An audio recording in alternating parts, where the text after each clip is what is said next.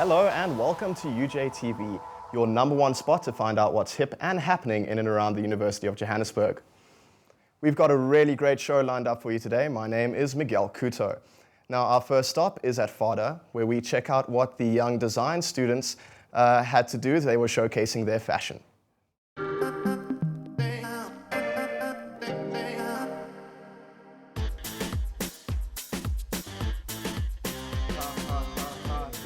Kati organized an event for us where we could do a couple of designs for them, and the winning design will be sent into production. And then the students are lucky enough and fortunate enough to will be given royalties, so we'll get royalties for our pens. We went through to their studios and they told us about what they would like to involve, and they would like to reach a younger market. So they thought the UJ students would be the best thing to do because we know what's happening, we know what's trending. Now this is all innovative and creative because I think all the students did a very good job at making their pens and designing their pens. It was hard work, but now it's paying off. The guy's got an opportunity, or the lady, or one of the students, is to find out the whole background of how it happens out there, and they're not just stuck in the classroom learning on what's going on. So each student has come up with their own design, and then there's a voting system in place, and the top student will get an opportunity to launch their chino into our winter collection of 2016. And from there's opportunities for them to grow and obviously get their name out there, and financial opportunities for them too. There's great potential. I feel that obviously the materials and the sort of fabrications they've got to work with, they've done an amazing job on putting a style together, because the opportunities in South Africa, we don't have a lot of good raw materials for them to produce product here. So it's something that I've found now that the fabrics they've used and the trims, we've given them to use, but their designs have been amazing. It's grown into an amazing opportunity for both Kati and for UJ, and it could be something that we're going to run now annually, so it could grow into a bigger and bigger and bigger thing going into the future.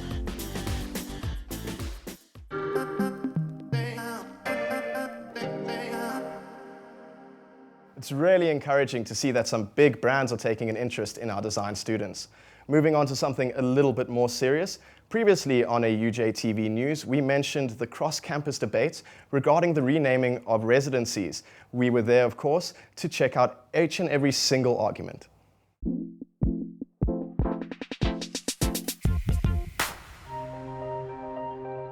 I think the debate was very fair. It was a matter of renaming of residencies, which is a necessary process that needs to happen at the University of Johannesburg. For me, it's successful, though we know that change is painful and not everyone will be happy for change. But for me, when I came here, standing from yesterday, coming today, I think the student affairs is doing a very good job in terms of managing this particular process. They've actually invited us as student leaders and students rather to have an opinion, a voice, be heard and be considered. And a lot of things were said. I hope the panel and the council will actually consider that we work with students on a day-to-day basis, and this, whatever they implement and initiate, it's something that affects us really badly. It gets everybody thinking, because up to this point you just walk into a residence and that's the name of the residence. You just walk in, but to get an opportunity to sit here and actually see why. I mean, first of all, you go back and you learn a little bit more about your own culture as the residents. You find out why they call you by your res name, whatever your res name is. You find out why the residence is so named before going into a space of no, we must change it. So I think it's great. Also, for the fact that students are involved means that it's not necessarily just taking away from the students. It gives you an opportunity to be part of the whole process, which makes everybody feel like they're part of the building blocks that make the university. In our opinion, in just coming into the school and being introduced to the cultures that residences hold, you have an opinion because we're a community, residence community. And when you go to other residences and when you have socials and you engage with friends and colleagues, we have come to an understanding that some residences really don't represent the people who stay there, the culture, and it's somewhat demeaning. Because But I do think it's helpful because of the fact that now moving forward, people won't feel like they were robbed of the opportunity to be part of the process. If they chose to be part of the process and if they didn't, it was all up to them. So it's helpful. It's helpful. It's just, yeah, the outcome is what is making me a little bit jittery. It's like, oh, I wonder what's going to happen, because with everybody being like strongly believing in what they believe in, when the panel does decide and if they make decisions that aren't exactly popular, I'm a little worried about the outcome of that. Let's remember something, that the biggest stakeholder at the university is the students. The second stakeholder is alumni. Management forms part of the little bit part of the stakeholders. So then for them to take a decision on behalf of 50,000 students, it will be very much unfair.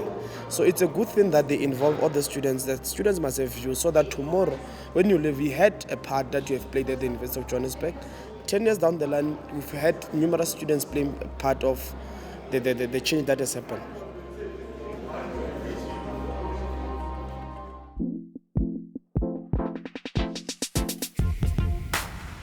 Clearly, it is so important for students to be passionate and involved with what's happening on their campuses. Now, in studio with us, we have some other students who are equally passionate, just about something quite different. We have the Red Hot Techie Peppers with us in studio today. They recently won the Discovery Hackathon, Grad Hack Hackathon. And with us today, we have Michael Brook and Ross Guy. Welcome to studio, guys. Cool. Thanks for having us. Awesome. Now, a hackathon, it's not something you hear every day. Ross, what is a hackathon? A hackathon is basically a really pressured event where you get put together in a team and you basically put this app together, and it's under pressure. You get given an idea, or you come up with an idea, and you hash out if you have to spend the whole night doing it, that's what you do. It's a great deal of fun. Sounds like it. Sounds quite intense too. Now, Michael, you guys won the whole event. Yeah. Tell us a bit more about the app that you developed. Okay, so obviously being a hackathon for Discovery, it's all about health and fitness. So basically we chose the topic of how to incentivize or promote health in South Africa and South African youth. And so, I mean, the current problem that they face is that people go in with their Discovery cards, they swipe through, have a Kauai, and they leave. They never actually did any kind of exercise, and yet they still get points for that. So we proposed a system where the machines themselves are very aware of what the person's doing on it. So calories counted, how far you've run, or even weight machines, how many reps you did, and how much weight you did. And then right after your workout, with the app, you simply swipe over the NFC tag, and all that data is transferred to Discovery. And in this way, they get really accurate data on how well you worked out and how hard you worked. And therefore, you can actually get bigger rewards than the people who just swiped at the card. Oh, that's great. That's a really good idea. And how do you think your studies here at UJ helped you to win this competition? Oh, they definitely helped. I think UJ teaches a style where it's not about a particular language or a particular technology. They teach you the principles, and then you can go to a problem and just apply those principles with whatever technology or the need is. So their style of teaching definitely helped. Awesome. So now you guys have won this competition. What's next? What kind of doors has it opened for you? Discovery wants repeat interviews with us. Yeah. I think they're looking to hire us. A team from UJ actually won last year as well. And 3 out of the 4 people actually work at Discovery now. So it definitely opens up doors. Awesome. Now, the name Red Hot Techie Peppers, obviously quite an interesting name. How did that come about? Well, he actually missed it. We all jumped together as a team. There were another 3 of us. And we were just thumb-sucking ideas, and I don't know how it came about, and we just thought it was a cool, I'd play on the Red Hot Chili Peppers, which is that band. But yeah, it was quite a cool name, we thought. It was always laughed about. Yeah, very fun, very interesting. Well, guys, thanks so much for being on show and sharing all this information with us. Thank you so much. It's only a pleasure. Awesome. Thank you for having us. Cool. Clearly, UJ has a great amount of tech-savvy students. Talking about tech-savvy students, we caught up with the engineers on day 5 of the African Solar Drive. Check it out. Day 5 of the African Solar Drive saw the UJ team wake in the town of Rehoboth. It was not long until the team were back on the road, heading towards the capital Windhoek. With clear skies and optimal conditions, the solar car made a speedy entrance into Windhoek before noon. The team arrived at the Polytechnic of Namibia campus to an anxious crowd excited to see the solar car and its crew. The purpose of the visit was to host a free lecture for the students, public and dignitaries at the Polytechnic. Dr. Errol Becker, advisor to the rector, opened the lecture and introduced the crew and guest speakers. I think this is an exciting day for Namibia. It is an exciting day for the region, and indeed an exciting day for the continent. First of all, Dr. Tobias Bishop Neems gave an insightful lecture on the benefits of solar energy on the African continent. Among the attendees was the Honourable Cornelia Shilunga, the Deputy Minister for Mines and Energy in Namibia. I'm very much excited. More importantly, because it's solar energy powered. You know, solar energy is energy that we have. We have massive solar availability here in Namibia. The innovation, the creativity, there's the knowledge and the skill transfer that has been around this, when I looked at this car, is very much impressive. And I'm very happy that I happen to be one of the people that happen to see it and also to interact with the team that has brought the idea. And I hope as Namibian and the Namibian government, and particularly the Ministry of Mines and Energy, together with the Namibia Energy Institute. So we are really going to tap from this knowledge and from the skills so that we can also try to come up with our own Namibian solar car. After the lecture, the team opened the floor to an educational Q&A session where the audience had time to learn more about the car and crew. In the renewable energy. So you're welcome to come and join to learn some of those things. My question is actually, how does the solar cell convert the solar energy to electrical energy? Soon after, the crew were on the road in a race against the sun, heading towards the campsite for the night.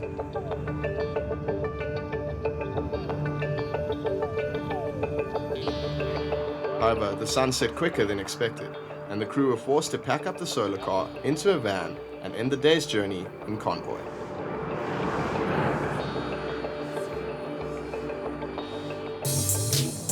It's good to see that the African Solar Drive is not only exciting, but educational as well. Sticking with innovative forms of transport, this week on Green City Startup, we look at Geza Josie and his environmental e-trike.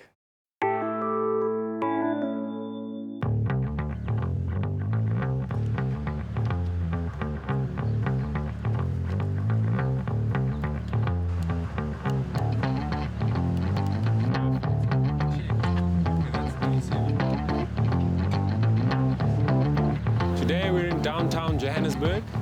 We're in a parking lot that is sponsored by a friend of ours. We are working with our hands on the latest fleet of Geza Josie e-trike. Since we've been sitting here, we've had about 3 or 4 trolley recyclers move by. These guys work exceptionally hard and they do a great service.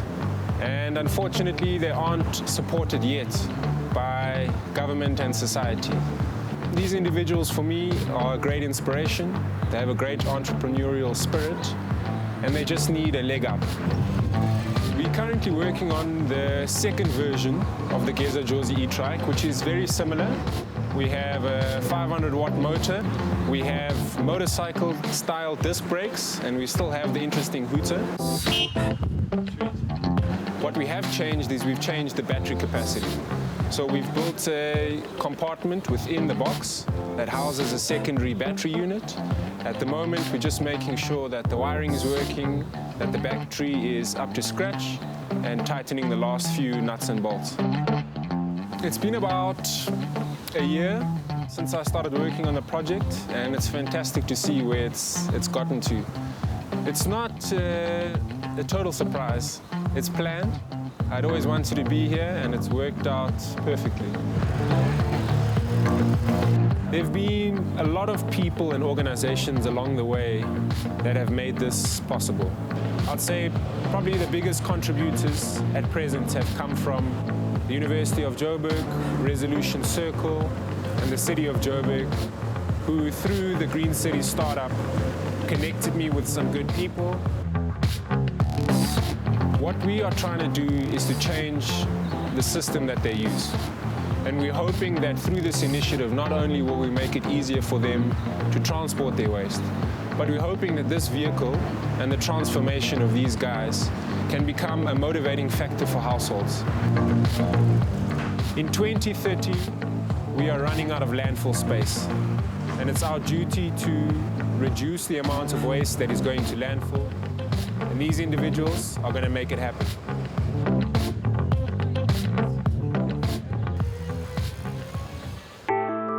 What a great idea. Well done, Gabriel. It always feels good to do something for the community, but you don't have to tell UJ students that twice. They were recently at Helen Joseph's Hospital, giving 67 minutes of their time for Nelson Mandela Day.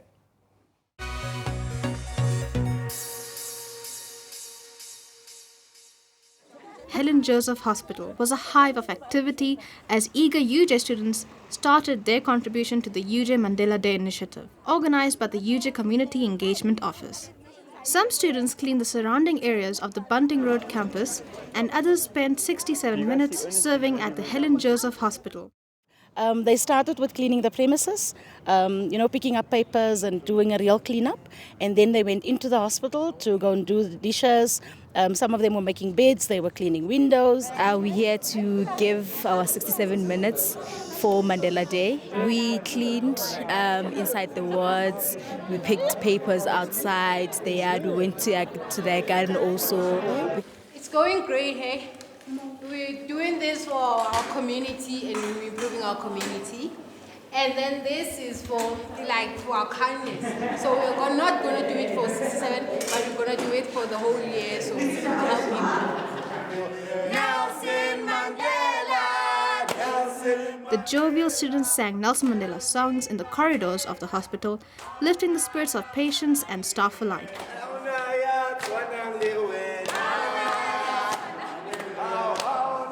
See more growth, we see more volunteers signing up. People are more interested in actually helping out and finding out what volunteerism is actually about, which is basically just giving back to the community and not expecting anything in return. We have committed to make sure that we take double care of them on Mandela Day, but obviously we also have projects running right through the year, and then we just bring in the extra manpower on Mandela Day. And I'm actually glad that such initiatives exist, because as students, I think we don't actually get the time to actually fix real problems. And this is not just about helping, but it's also a time to reflect.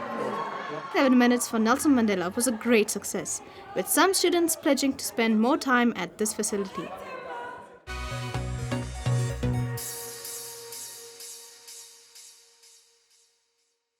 Well, that definitely is heartwarming.